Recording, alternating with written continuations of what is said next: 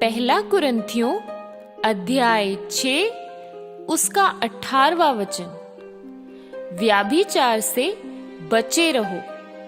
जितने और पाप मनुष्य करता है वे देह के बाहर हैं, परंतु व्याभिचार करने वाला अपनी ही देह के विरुद्ध पाप करता है।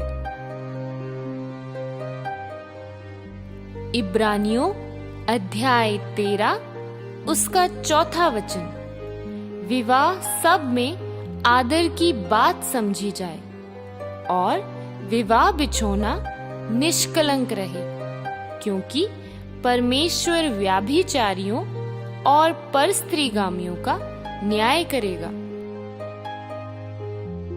लूका अध्याय 16 उसका 18वां वचन। जो कोई अपनी पत्नी को त्याग कर दूसरे से विवाह करता है वह व्याभिचार करता है, और जो कोई ऐसी त्यागी हुई स्त्री से विवाह करता है वह भी व्याभिचार करता है। मत्ती अध्याय 19 उसका 9वां वचन। और मैं तुमसे कहता हूँ कि जो कोई व्याभिचार को छोड़ और किसी कारण से अपनी पत्नी को त्याग कर दूसरी से विवाह करे वह व्याभिचार करता है, और जो उस छोड़ी हुए से विवाह करे वह भी व्याभिचार करता है।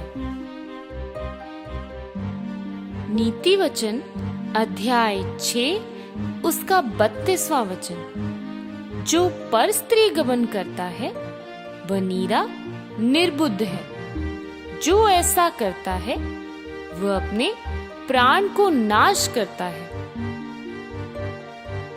रोमियो अध्याय 7 2 से 3।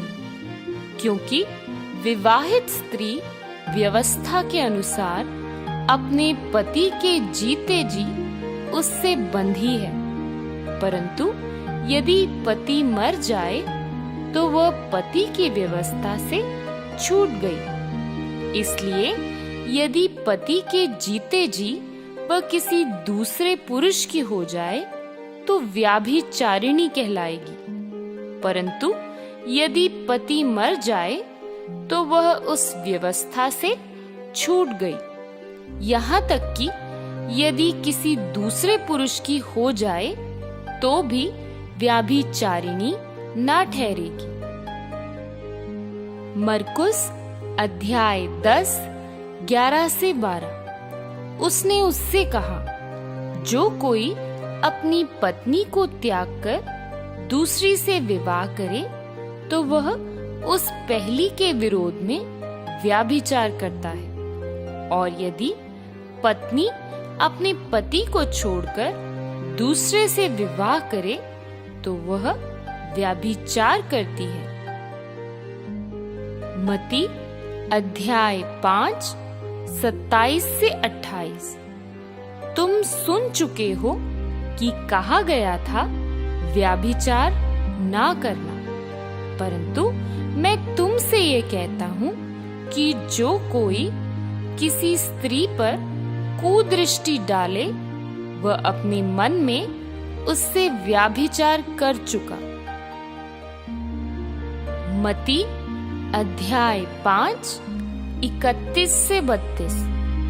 यह भी कहा गया था, जो कोई अपनी पत्नी को त्याग दे तो उसे त्याग पत्र दे, परंतु मैं तुमसे ये कहता हूँ कि जो कोई अपनी पत्नी को व्याभिचार के सिवा किसी और कारण से तलाक दे तो वह उससे व्याभिचार करवाता है, और जो कोई उस त्यागी हुई से विवाह करे वह व्याभिचार करता है।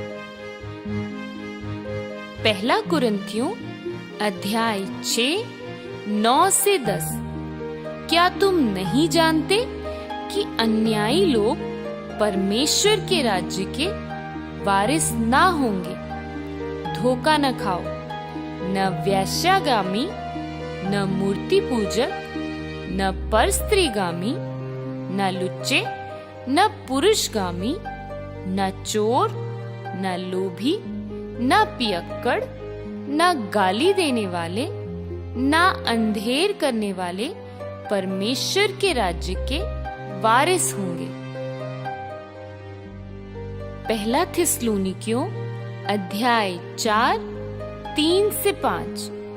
क्योंकि परमेश्वर की इच्छा यह है कि तुम पवित्र बनो, अर्थात व्यभिचार से बचे रहो, और तुम में से हर एक पवित्रता और आदर के साथ अपने पात्र को प्राप्त करना जाने, और ये काम अभिलाषा से नहीं और न अन्य जातियों के समान जो परमेश्वर को नहीं जानती।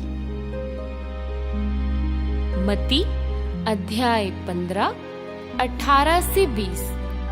पर जो कुछ मुंह से निकलता है वह मन से निकलता है, और वही मनुष्य को अशुद्ध करता है, क्योंकि बुरे विचार, हत्या, परस्त्रीगमन, व्याभिचार, चोरी, झूठी गवाही और निंदा मन ही से निकलती है।